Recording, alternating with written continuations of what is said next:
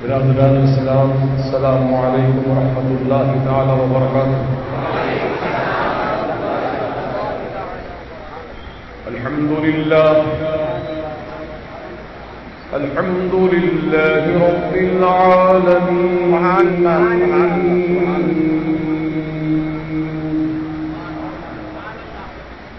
والصلاة والسلام على سيد المرسلين،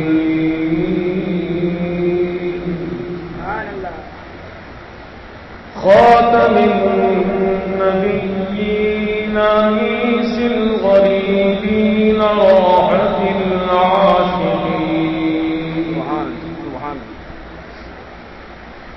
أجمل الأجملين، أكمل الأكملين،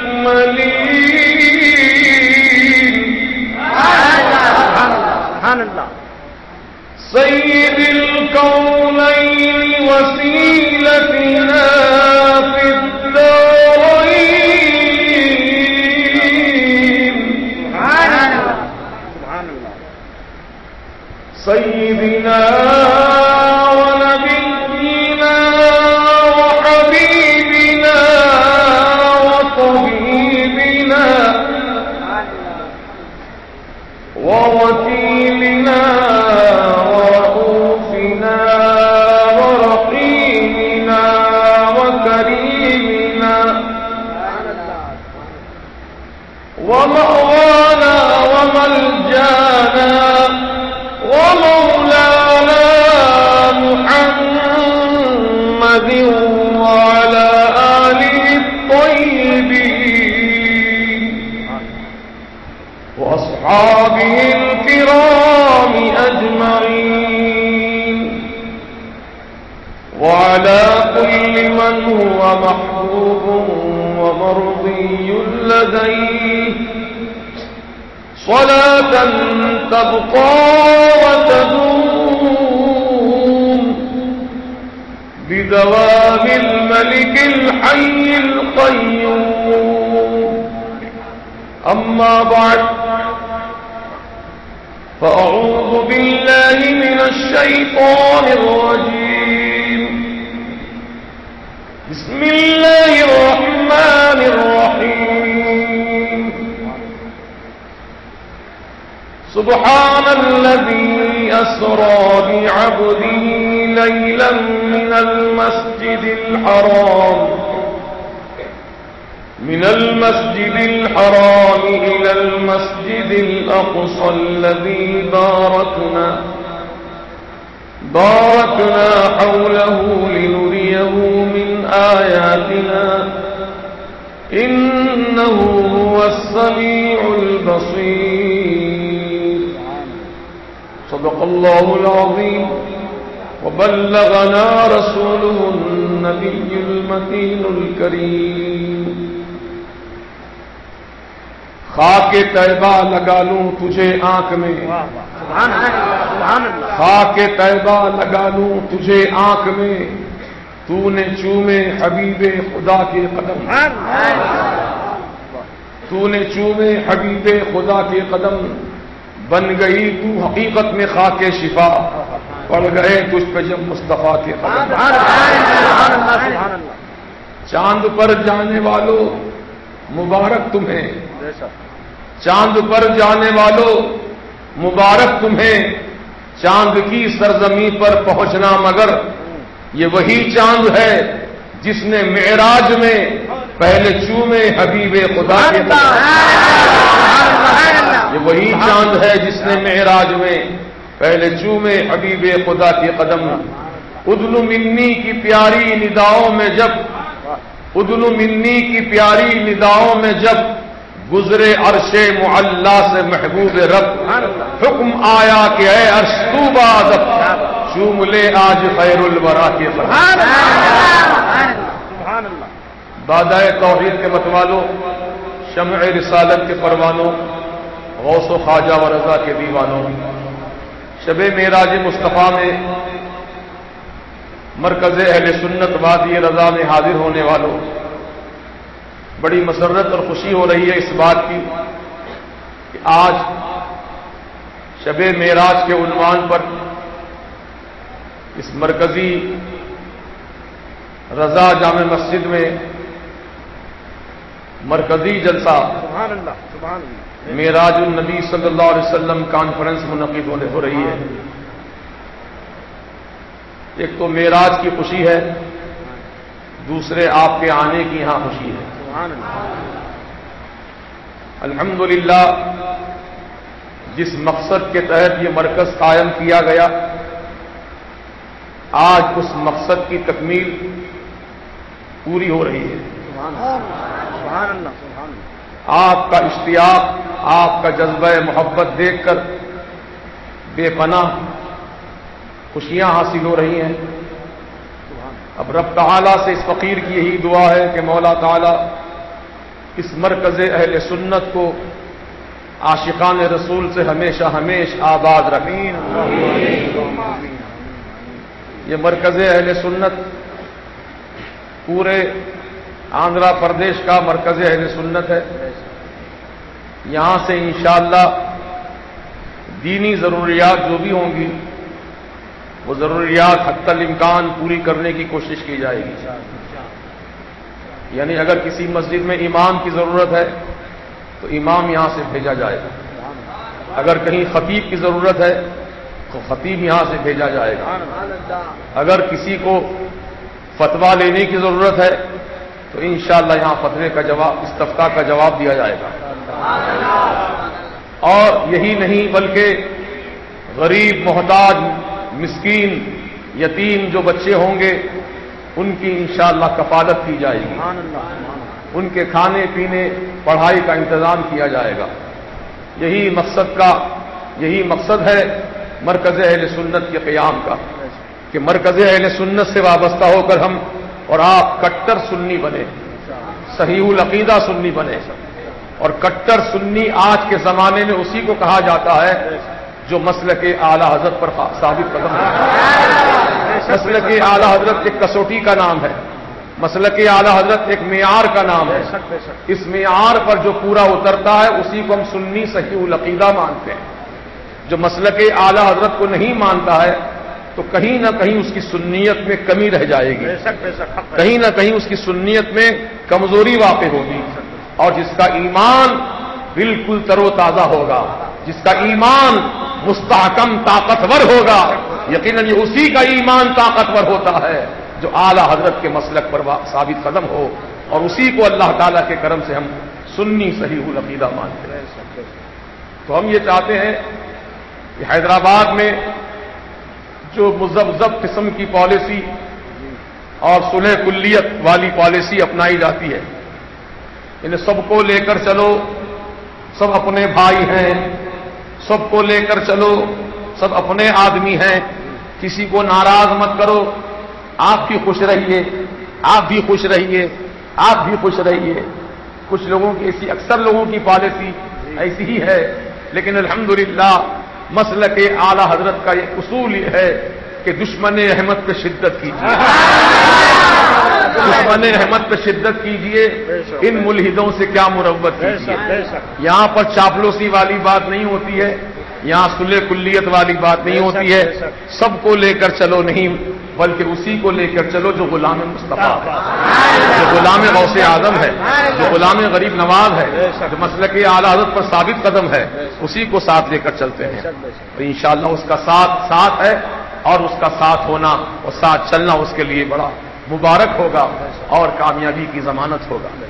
اللہ تعالی ہم سب کو اسی مسلک حقہ پر ثابت قدمی عطا فرمائے۔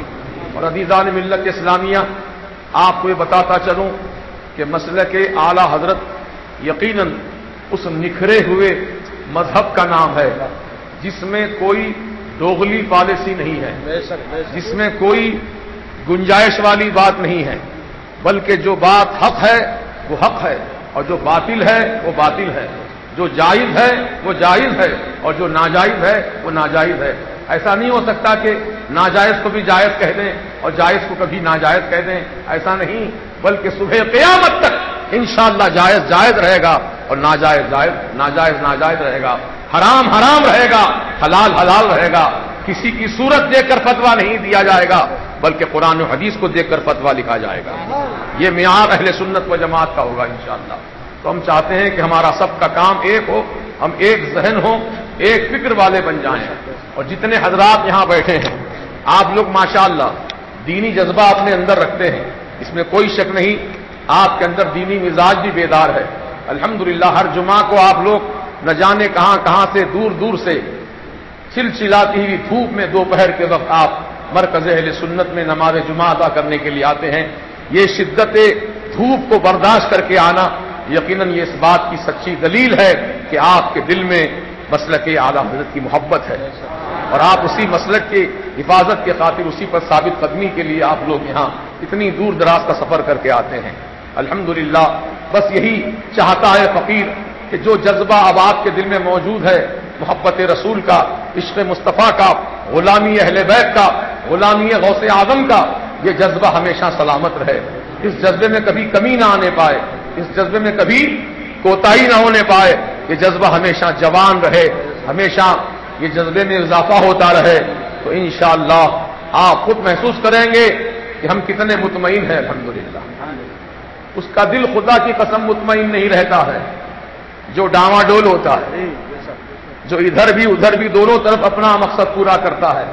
یہ منافقین کی چال ہوتی ہے، یہ منافقین کبھی خوش نہیں رہتے ہیں، کبھی خوش نہیں رہتے ہیں، نہ ان کا دل کبھی مطمئن رہتا ہے۔ مطمئن کون ہوتا ہے؟ یا ایتھا النفس المطمئنہ، اے اطمینان والی جان۔ کون اطمینان والی جان؟ اطمینان والی جان وہی ہے جو اللہ کی فرما بردار ہو، جو اللہ کے رسول کی فرما بردار ہو، محبت رسول جس کے سینے میں ہو، عشق مصطفیٰ کا چراغ جل رہا ہو، اہل بیت کی عقیدت محبت اس کے دل میں ہو، غوث اعظم کی غلامی کی غلامی کی نسبت اس کے پاس موجود ہو، اعلیٰ حضرت کے مسلک پر ثابت قدمی ہو۔ یہی سچا اطمینان والا ہے، یہی اطمینان والی جان ہے۔ اطمینان والی جان سے کہا جائے گا بروز حشر میں، اے اطمینان والی جان آجا آجا، اپنے رب کی طرف آجا، رب تجھ سے راضی ہے، تو اپنے رب سے راضی ہو جا، اللہ تعالیٰ کے خاص بندوں میں شامل ہو جا، جا جا جنت میں داخل ہو جا، جنت تیرا انتظار کر رہی ہے۔ تو جنت کی بہاریں، رب کی رضا اسی کو نصیب ہونے والی ہے جو سچا سنی صحیح العقیدہ مسلمان رہتا ہے۔ آج کے زمانے میں دیکھیے، ابھی آتے آتے دیکھیں گے آپ، اہل حدیثوں کی جتنی مسجدیں ہیں سب ویران پڑی ہیں، سب ویران ہیں، کوئی اس میں نظر نہیں آ رہا ہے، نہ کوئی جلسہ ہے، نہ درود و سلام کی محفل ہے، نہ جلسہ معراج النبی ہے۔ یہ سب بہاریں اللہ نے اہل سنت و جماعت کو عطا فرمائی، یہ بہاریں ساری اہل سنت و جماعت کو عطا فرمائی ہیں۔ ہم اپنے نصیبے پر جتنا اللہ تعالیٰ کا شکریہ ادا کریں وہ کم ہے، کیونکہ رب قدیر نے ہم کو ایسے مواقع اور ایسی مبارک راتیں عطا فرمائی ہیں کہ ان راتوں میں ہم تھوڑا سا عمل کر لیتے ہیں تو اللہ پاک ان راتوں کی برکت سے تھوڑے عمل کا زیادہ ثواب عطا فرماتا ہے۔ اب جیسا کہ روزہ رکھنے کے بارے میں بتایا گیا کہ رجب کے ماہ رجب کی 27ویں تاریخ کو یعنی شب معراج میں جو اللہ تعالیٰ کی بندگی عبادت ذکر میں گزارے اور صبح کو روزہ رکھے تو اللہ تبارک و تعالیٰ اس کو کتنا ثواب دیتا ہے؟ 1 سال کا ثواب عطا فرماتا ہے، اور 1 سال کے گناہ بخش دیے جاتے ہیں، 1 روزے کی برکتیں ہیں۔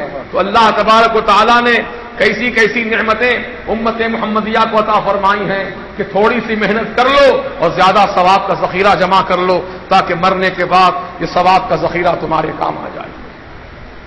معراج النبی صلی اللہ علیہ وسلم کا یہ صدقہ و فیضان ہے کہ اللہ تعالیٰ نے اپنے حبیب کو آج کی شب اپنی بارگاہ خاص میں بلایا اور اپنے دیدار سے مشرف فرمایا۔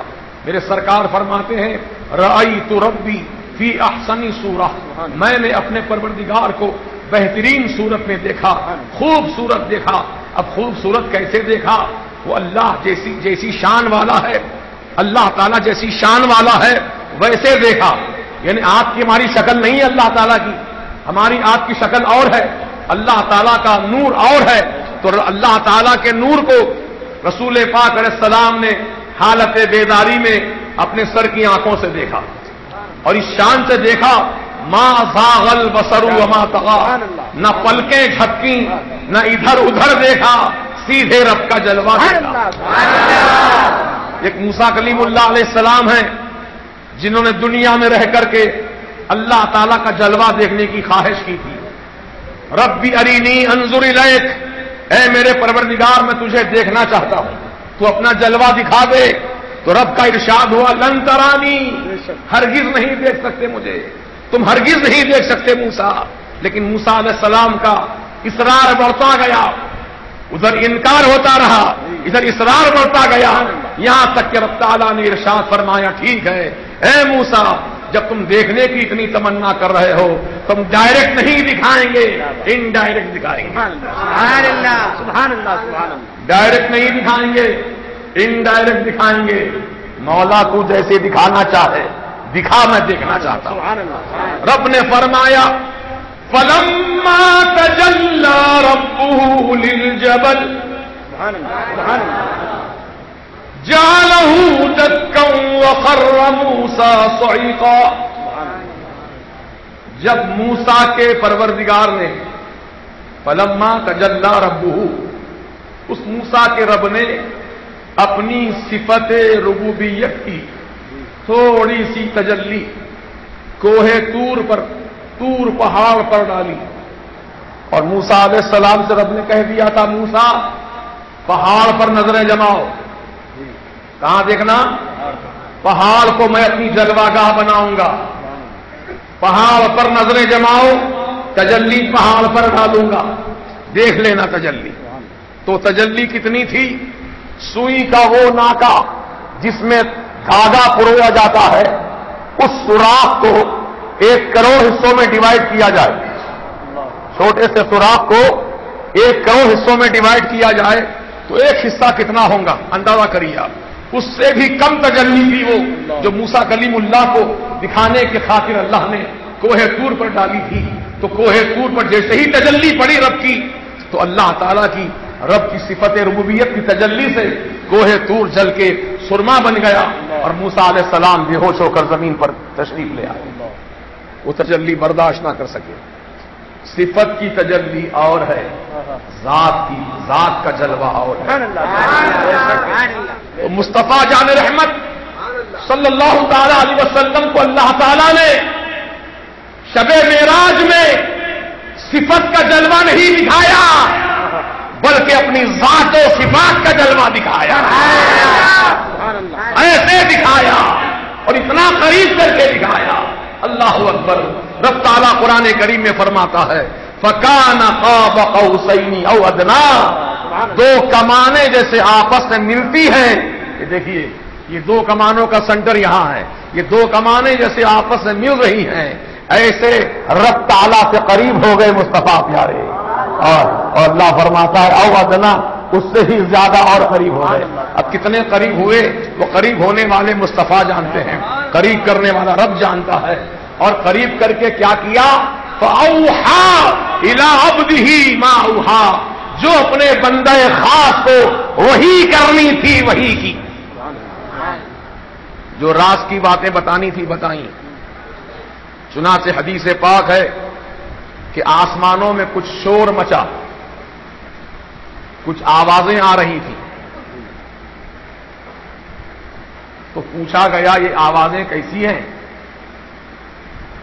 تو رسول پاک علیہ السلام نے فرمایا اللہ عالم، اللہ بہتر جانتا ہے کیسی آوازیں ہیں. پھر رب تبارک و تعالیٰ نے اپنا دست قدرت حضور پاک علیہ السلام کے دونوں شانوں کے بیچ میں رکھا. تو سرکار فرماتے میں نے اپنے سینے میں ٹھنڈک محسوس کی. اس کے بعد مجھے سب معلوم ہو گیا کہ کس کی آوازیں ہیں. جو ہو رہا ہے وہ بھی جان گیا، جو ہو چکا وہ بھی جان گیا، اور جو ہونے والا ہے اس کو بھی جان گیا. اللہ تعالیٰ نے مجھے علم 3 طرح کا علم عطا فرمایا. ایک علم شریعت، ایک علم طریقت، ایک علم لدنی. یہ 3 علم عطا فرمائے. میں نے جو جس کا اہل تھا اس کے سامنے میں نے وہ علم ظاہر کیا.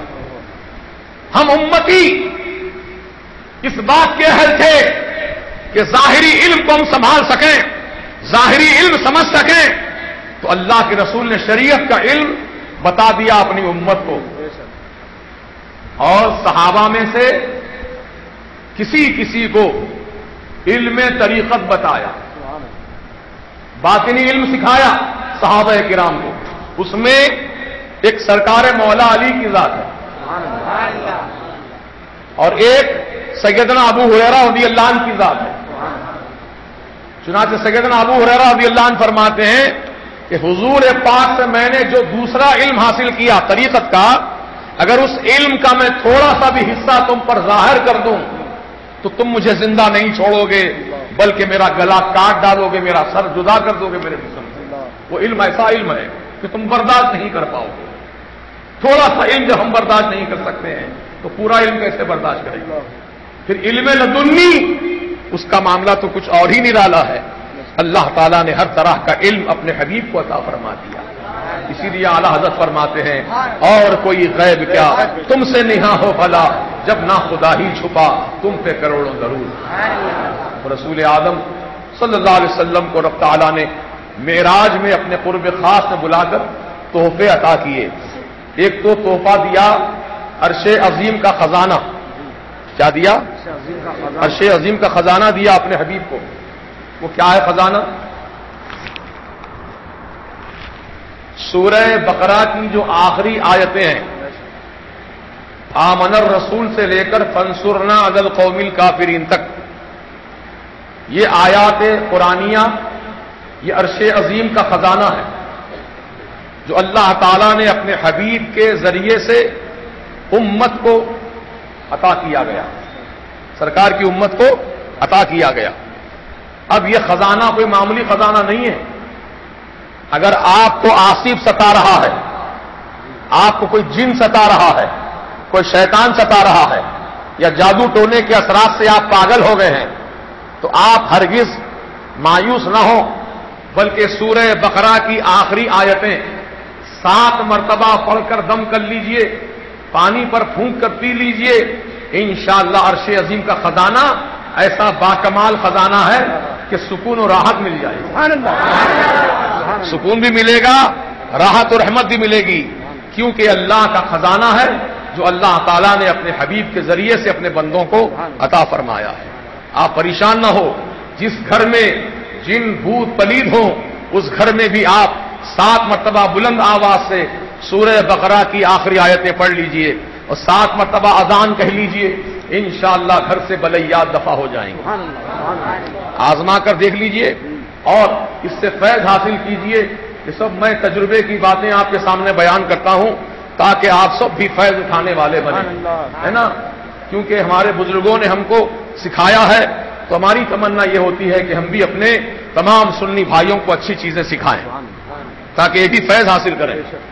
اور یہ بھی آپ کو بتا دوں، ایک دعا رسول اعظم علیہ السلام کو اللہ تعالیٰ نے ایسی عطا کی تھی اور سرکار نے اپنے صحابی کو سکھایا تھا کہ یہ دعا پڑھ لو، کسی بھی بڑے سے بڑے بہادر ظالم کے سامنے تم چلے جاؤ اور حق کی بات کہو، سینہ تان کر کہو، وہ تمہارا کچھ نہیں بگاڑ سکتا.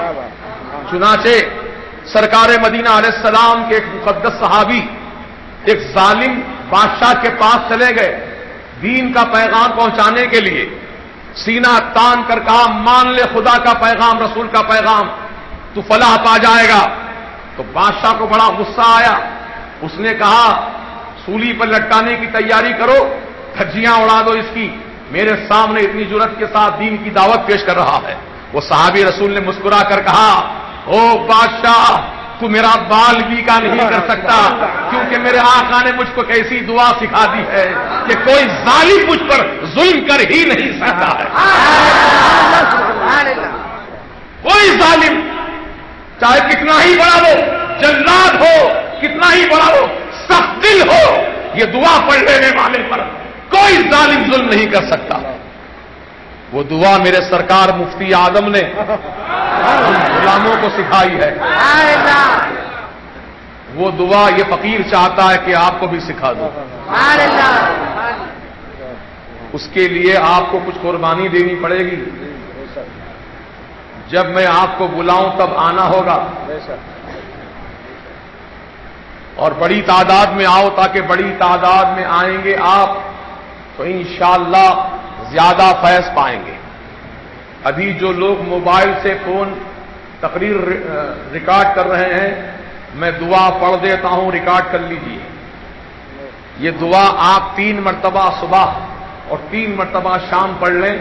صبح میں پڑھنے والے کے لیے صبح سے مغرب تک کوئی ظالم ظلم نہیں کرے گا، شام میں پڑھ لیں تو پھر پوری رات کوئی ظالم آپ پر ظلم نہیں کرے گا۔ یہ دعا پڑھ لیجیے۔ پہلے درود شریف پڑھنا ہوگا آپ کو، اس کے بعد یہ دعا پڑھنی ہوگی۔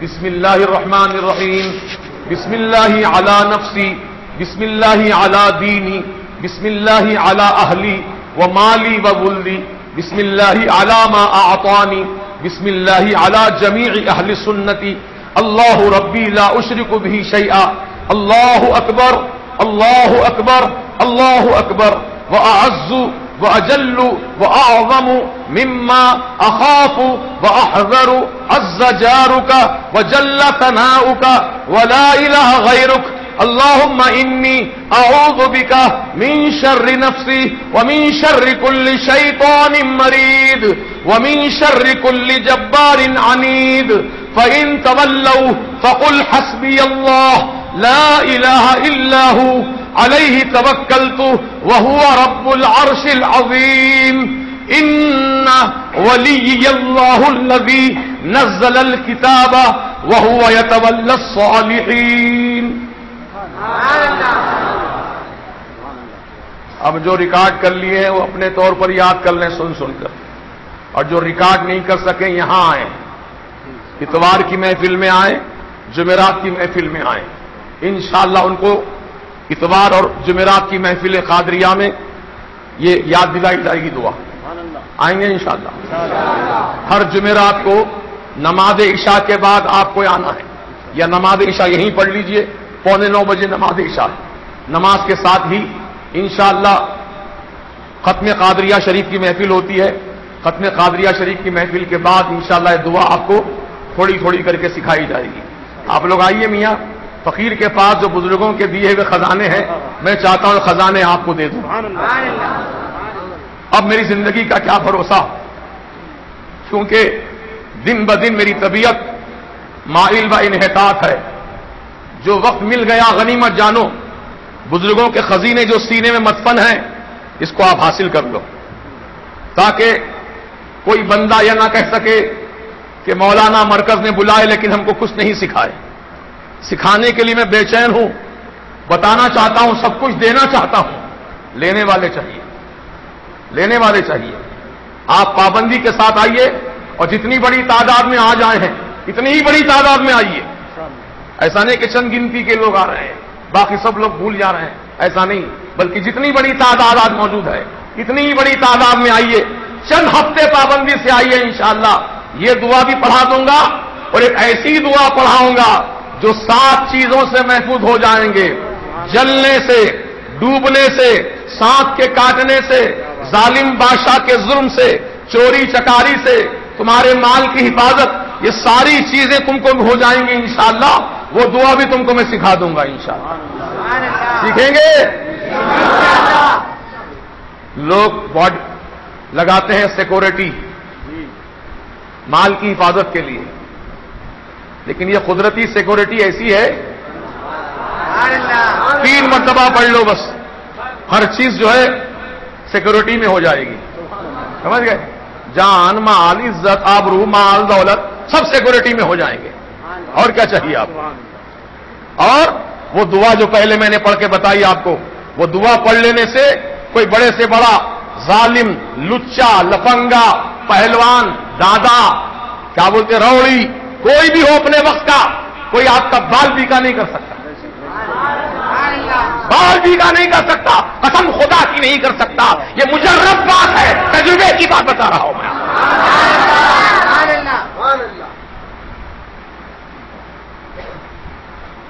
بہرحال جو باتیں میں نے آپ سے دل کی کہہ دی ہیں، اب اس کو سن کر عمل کرنا آپ کی ذمہ داری ہے انشاءاللہ۔ تو معراج النبی کا یہ تحفہ ہے آپ کے سب کے لیے، معراج مصطفیٰ کا تحفہ آپ کو دیا ہوں، اس کو قبول کیجیے، آنکھوں سے لگائیے، دل سے لگائیے، یاد کر لیجیے، فائدہ اٹھائیے۔ تو آج کی شب میں اللہ تعالیٰ نے اپنے حبیب کو عرش عظیم کا خزانہ عطا کیا اور نمازیں عطا کی۔ اب تفصیل آپ سن چکے ہیں علماء سے کہ 50 نمازیں فرض ہوئی تھیں، رہ گئی 5، 45 نمازیں حضور نے کم کروا دی۔ تو معلوم ہوا ہماری جو نمازیں ہیں یہ وسیلے والی نماز ہے۔ سبحان اللہ سبحان اللہ، بولیے نا، وسیلے والی نماز ہے 5، اور جو وسیلے کا قائل نہیں ہے اس کو 50 پڑھنا چاہیے، 50 پڑھنا چاہیے۔ ہم وسیلے نہیں مانتے، ہم وسیلے کی ضرورت نہیں ہے ہم کو، 50 پڑھ۔ یہ 5 تو وسیلے والوں کے لیے، یہ وسیلے کی نماز ہے۔ ایک مرتبہ میرے مصطفیٰ رب کے بلاوے پر گئے، ایک مرتبہ میرے مصطفیٰ رب کے بلاوے پر گئے، جو شب معراج میں جبریل امین آ کر بلا کر لے گئے جنت کا دلہا بنا کر، معراج کا دلہا بنا کر۔ یہ تو رب کی دعوت پر تشریف لے گئے۔ کوئی یہ خیال نہ کرے مصطفیٰ بلائے جاتے ہیں تو جا سکتے ہیں ورنہ نہیں جا سکتے، نہیں نہیں، میرے مصطفیٰ پہلی مرتبہ گئے، رب سے ملاقات کی، 50 نمازوں کا تحفہ لیا، عرش عظیم کا تحفہ لیا، لے کر واپس آ رہے ہیں، چھٹے آسمان تک آ گئے مصطفیٰ۔ موسیٰ کلیم اللہ سے ملاقات ہوئی، رب تعالیٰ کی بارگاہ سے آ رہے مصطفیٰ۔ موسیٰ علیہ السلام نے عرض کیا، اے رسول اللہ، اللہ تعالیٰ نے آپ کو کیا تحفہ دیا آپ کی امت کے لیے؟ فرمایا 50 نمازوں کا تحفہ دیا ہے۔ جائیے حضور، 50 نمازیں آپ کی امت نہیں پڑھ سکے گی، اس میں کچھ کم کرا لیجیے۔ تو حضور جو نماز معاف کرانے گئے تو اپنی مرضی سے گئے، اپنی مرضی سے گئے، رب نے بلایا نہیں تھا آؤ کم کرا لو، مصطفیٰ اپنی مرضی سے کم کرانے گئے تھے۔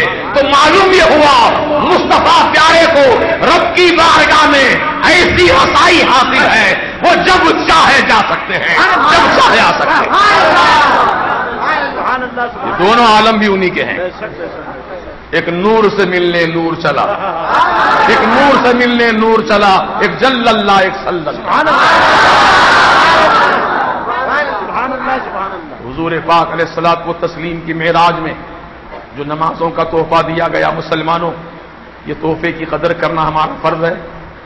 اللہ رب العزت نے وعدہ فرما لیا اپنے حبیب سے کہ اے محبوب 50 کی میں نے 5 کر دی ہیں، لیکن وعدہ میرا اتنا ہے کہ جو آپ کا امتی 5 پڑھے گا نمازیں، 50 نمازوں کا ثواب ہی دوں گا، ثواب میں کوئی کمی نہیں ہوگی، ثواب 50 کا ملیں گا، محنت 5 کی کرنی ہوگی۔ تو لہذا ہم آپ پڑھیں گے نماز 5 وقت کی انشاءاللہ، اور جہاں تک ہو سکے پابندی کرو نماز کی، کیونکہ نماز ایک ایسا وسیلہ ہے، نماز ایک ایسا ذریعہ ہے جس سے اللہ تعالیٰ کی بارگاہ کا قرب حاصل ہو جاتا ہے۔ اس لیے سرکار نے فرمایا الصلاۃ معراج المؤمنین، نماز ایمان والوں کی معراج ہے۔ ہماری ماں بہنیں سن رہی ہیں تو گھروں میں نماز کا اہتمام کریں، مرد حضرات مسجد میں نماز آ کے ادا کریں، اور عورتوں کو مسجد میں آ کے نماز پڑھنے پر پابندی لگا دی گئی ہے۔ آج کل جو نیا سلسلہ نکلا ہے، عورتوں کو عیدگاہ میں لے جا رہے ہیں، عورتوں کو تراویح کی نماز کے لیے بلا رہے ہیں، ایک پردہ بن کر کے تراویح کی نماز، یہ سب کیا ہے؟ فتنے کے دروازے ہیں۔ اللہ کے حبیب علیہ الصلوۃ والسلام کے زمانے میں تو عورتیں مسجد میں نماز پڑھتی تھیں، لیکن جب سیدنا عمر ابن خطاب رضی اللہ عنہ کا دور خلافت آیا تو آپ نے عورتوں کو مسجد میں آنے پر پابندی عائد کر دی۔ لہذا کوئی عورت نہ مسجد میں جائے نہ عیدگاہ جائے، بلکہ اپنے اپنے گھر کے اندر نماز ادا کرے، کیونکہ عورتوں کو پردے میں رہ کر عبادت کرنے میں زیادہ ثواب عطا کیا جاتا ہے۔ اور گھر کے اندر بھی کہاں پڑھنا عورت؟ صحن میں نہیں پڑھنا، صحن میں پڑھنے سے بہتر دالان میں پڑھنا ہے، دالان میں پڑھنے سے بہتر اندر کے کمرے میں پڑھنا ہے، اور کمرے میں پڑھنے سے بہتر تہخانے میں، اگر گھر میں تہخانہ ہے، انڈر گراؤنڈ کوئی جگہ بنی ہوئی ہے تو وہاں پڑھنا اچھا ہے، اس کے لیے زیادہ ثواب عطا کیا جاتا ہے اس کو، کیونکہ پردے کا خاص اہتمام ہوتا ہے تنہائی میں نماز پڑھنے سے۔ اس لیے عورتوں کو گھر میں نماز پڑھنے کی تاکید کی گئی۔ مرد حضرات مسجد میں نماز پڑھیں، اور کس کے پیچھے نماز پڑھیں؟ سنی صحیح العقیدہ امام کے پیچھے نماز پڑھیں، کیونکہ وہابی، دیوبندی، تبلیغی، اہل حدیث، قادیانی، رافضی اور جتنے فرقے ہیں ان کے پیچھے پڑھنے سے نماز ہم سنیوں کی نماز نہیں ہوتی ہے۔ اگر کوئی غلطی سے پڑھ لیا تو نماز کو لوٹانا واجب ہے، نماز جب تک نہیں لوٹائے گا وہ گناہگار رہے گا. نماز لوٹا لے گا, اس کے ذمے سے گناہ ساقط ہو جائے گا. لہذا اپنی نمازوں کی حفاظت کیجیے. اور اتنی بڑی مسجد جو بنائی گئی اسی اعتبار سے بنائی گئی کہ کم از کم جو سنی حضرات ہیں, سنی نوجوان ہیں, وہ اپنی نمازوں کی حفاظت کے لیے مرکز اہل سنت میں نماز ادا کریں, کیونکہ یہاں الحمدللہ سنی صحیح العقیدہ امام بھی ہے, سنی صحیح العقیدہ خطیب بھی ہے الحمدللہ. اب یہ مسجد تو گراؤنڈ فلور کی بنی ہے, کچھ کام تھوڑا سا رہ گیا, انشاءاللہ وہ بھی ہو جائے گا. اب اس کے بعد کی منزل جو ہے اوپر کی منزل ہے, اور اوپر 2 منزلہ بنیں گی انشاءاللہ. اس طریقے سے بازو بھی زمین خرید لی گئی ہے, یہ مرکز کے بالکل بازو لگ کر کے جو بڑا پلاٹ ہے 1500 گز زمین یہ بھی خرید لی گئی ہے. اس کے اندر انشاءاللہ لڑکیوں کی تعلیم و تربیت کا انتظام رہے گا, اور ایک اسکول قائم کیا جائے گا جس میں دنیا اور دین دونوں کی تعلیم دی جائے گی. اسکول, دنیا اور دین کی تعلیم کا اسکول, یعنی مطلب یہ کہ بچہ عالم بھی بنے اور ڈاکٹر بھی بنے, عالم بھی بنے, انجینئر بھی بنے, حافظ بھی بنے اور فلاسفر بھی بنے. غرض کے دین و دنیا کی تعلیم کا مرکز بازو قائم ہونے والا ہے. اس کے لیے ابھی سے میں آپ کو توجہ دلاتا ہوں کہ رمضان شریف کے مہینے میں اس کی قیمت ہم کو ادا کرنی ہے. تقریباً 30 لاکھ روپے ابھی واجب الادا ہیں, 25 لاکھ تو زمین کی قیمت کے پیسے ادا کرنے ہیں, اور باقی پیسے 5 لاکھ جو میں نے زیادہ بتائے ہیں وہ زمین کی رجسٹری کے لیے خرچہ ہے. لہذا آپ حضرات 30 لاکھ کا انتظام رمضان کے مہینے تک کرنا ہے انشاءاللہ. اللہ نے آپ کو دیا ہے اور دے, اللہ نے آپ کو نوازا ہے اور نوازے. آپ نے اب تک اس مرکز کی تعمیر میں جو کچھ دیا, مجھے ایمان کی بنیاد پہ بتاؤ, مرکز کی تعمیر میں حصہ لینے والا کیا کنگال ہو گیا, کیا فقیر ہو گیا, محتاج مسکین ہو گیا؟ نہیں, بلکہ اللہ پاک کی قسم اس کے مال میں خوب برکتیں ہی ہوئی ہوں گی اور ہو رہی ہے, انشاءاللہ ہوتی رہیں گی. تو مزید ایک مرحلہ رہ گیا ہے, اس پلاٹ کی زمین کی پیسے ادا کرنے ہیں. 25 لاکھ تو قیمت دینی ہے اور 5 لاکھ روپے رجسٹری کا خرچ ہے. انشاءاللہ اس طریقے سے یہ کام ہم ہی کو انجام دینا ہے. یہ فقیر بھی رات دن محنت اسی لیے کر رہا ہے تاکہ جلد سے جلد یہاں بھی لڑکیوں کی تعلیم کا آغاز ہو جائے. لڑکوں کی تعلیم کا تو مدرسہ چل رہا ہے, لڑکیوں کا بھی تعلیم کا آغاز ہو جائے. لڑکیاں بھی ہماری بہت ساری انتظار میں بیٹھی ہیں. مرکز کا مدرسہ بن جائے گا تو انشاءاللہ یہاں دھڑا دھڑ بڑی تعداد میں وہ داخلہ لے کر کے عالمہ بنیں گی, فاضلہ بنیں گی, مفتیہ بنیں گی, حافظہ بنیں گی انشاءاللہ. تو میں امید رکھتا ہوں ہماری قوم کے لیے ہم کو کرنا ہے, ہماری اپنی قوم مسلم کے لیے ہم سب کو کام کرنا ہے. اور اللہ کا فرمان ہے وَتَعَاوَنُوا عَلَى الْبِرِّ وَالتَّقْوَى, اچھے کاموں میں, نیک کاموں میں, پرہیزگاری کے کاموں میں تم ایک دوسرے کی مدد کیا کرو. إِن تَنصُرُوا اللَّهَ يَنصُرْكُمْ, اگر تم اللہ کے دین کی مدد کرو گے تو اللہ پاک تمہاری مدد کرے گا. اور کیا چاہیے؟ اللہ تعالیٰ ہماری مدد فرمائے تو کمی کس چیز کی رہے گی ہمارے پاس.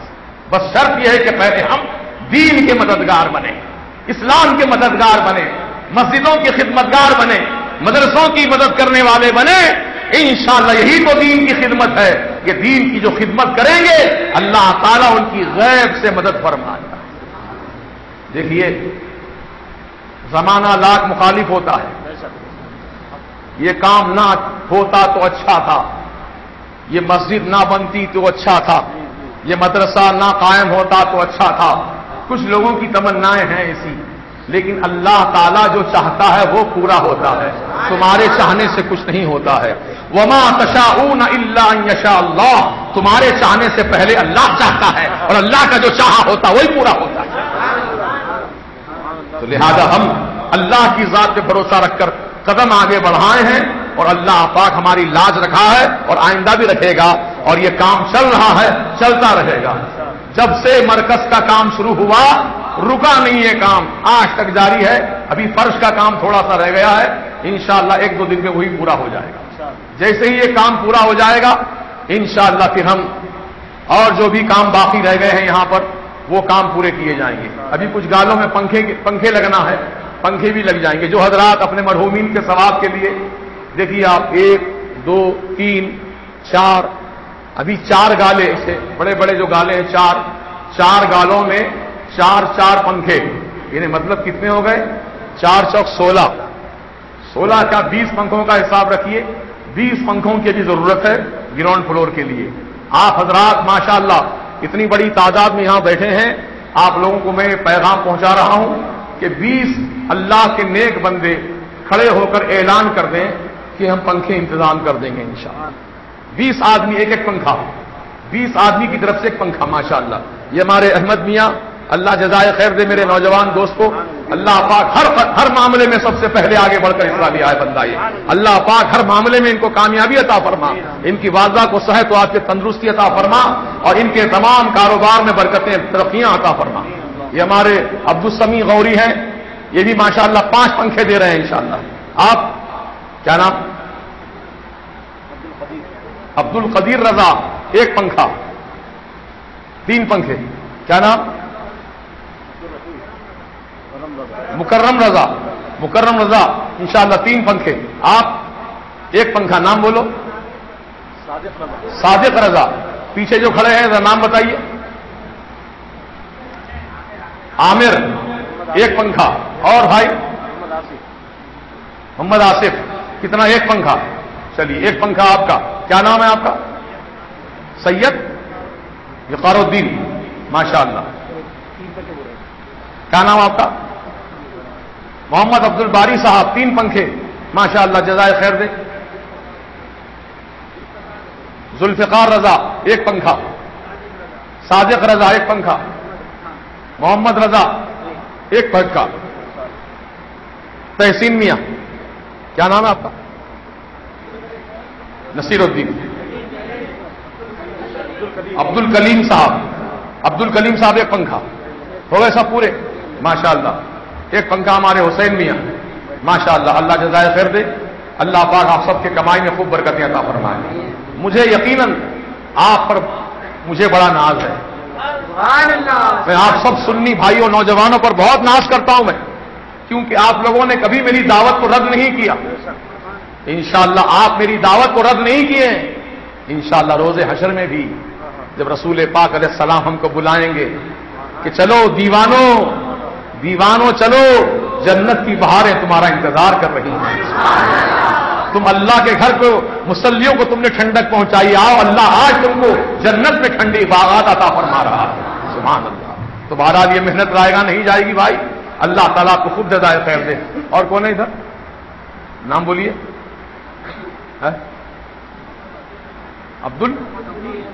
عبد المبین صاحب 1. ہمارے سید صاحب 2 پنکھے ماشاءاللہ. ہمارے مختار میاں 1 پنکھا. آپ ابراہیم میاں 1 پنکھا. آپ کا نام؟ محمد ابرار اکبر. محمد اکبر صاحب 1 پنکھا. عامر قریشی 1 پنکھا ماشاءاللہ. اب پنکھوں کا انتظام تو ہو گیا, بیٹھ جائیے. اب مزید یہ جو بڑا مرحلہ ہے زمین کا, رمضان میں انشاءاللہ پہلے جمعے سے لے کر 1 پنکھا ابھی دے رہے ہیں, قیمت دے دو مقبول میں. آپ سے گزارش ہے کہ زکات کی رقم بھی چلے گی اس میں, کیونکہ مدرسہ بن رہا نا.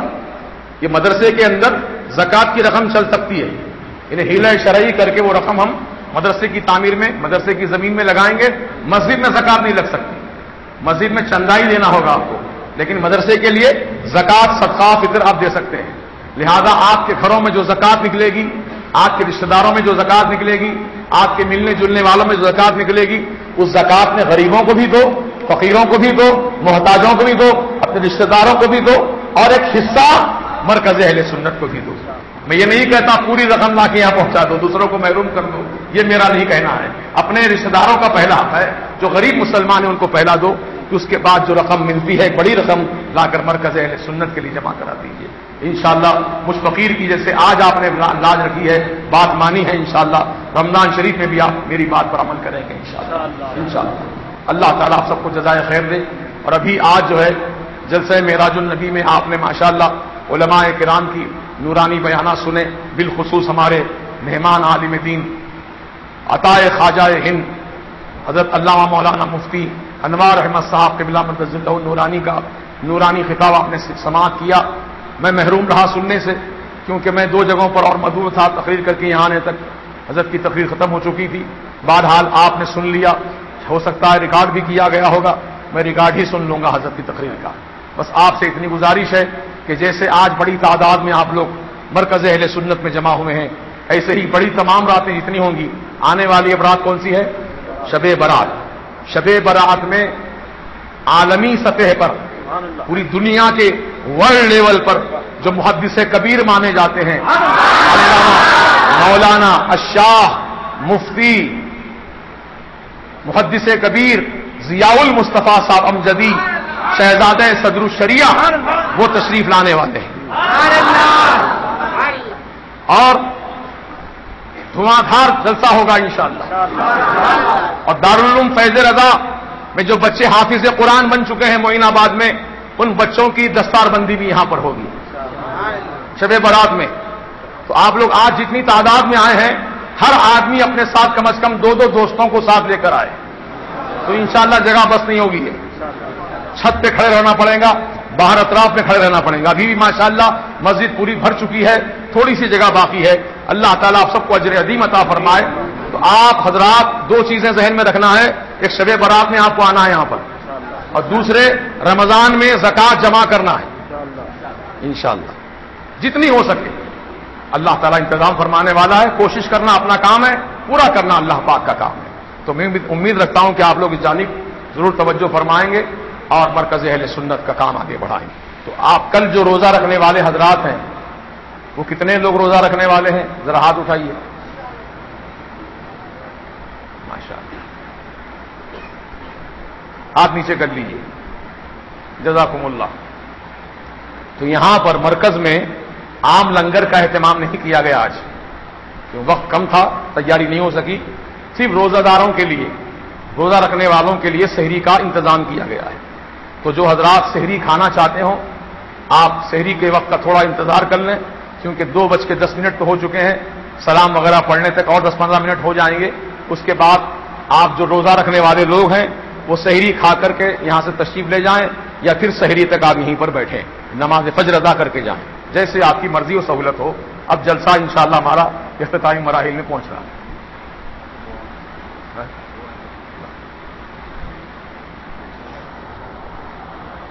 کیا ہے؟ سمیرہ بیگم بنتے سمیرہ بیگم بنتے فرزانہ بیگم جو بیمار ہے, مولا تعالیٰ ان کو شفا کاملہ صحت عاجلہ عطا فرما. محمد خلیل صاحب کی اہلیہ محترمہ کا مزاج ٹھیک نہیں ہے, اللہ تعالیٰ محمد خلیل صاحب کی اہلیہ کو بھی صحت کاملہ شفا عاجلہ عطا فرمائے. جائیے, الصلاۃ والسلام پڑھا جائے گا, اس کے بعد پھر آپ لوگ